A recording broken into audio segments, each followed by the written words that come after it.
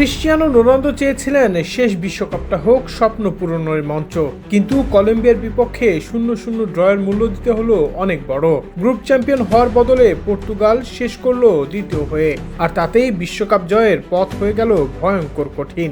Round of 32-এ সামনে Croatia, সেই বাধা পার হলে রাউন্ড অফ 16-তে অপেক্ষা করছে স্পেন। এরপর কোয়ার্টার ফাইনালে সম্ভাব্য প্রতিপক্ষ বেলজিয়াম কিংবা যুক্তরাষ্ট্র, আর সেমিফাইনালে হতে পারে ফ্রান্সের মতো শক্তিশালী দলের মুখোমুখি। অর্থাৎ প্রতিটি ম্যাচই যেন একটি ফাইনাল।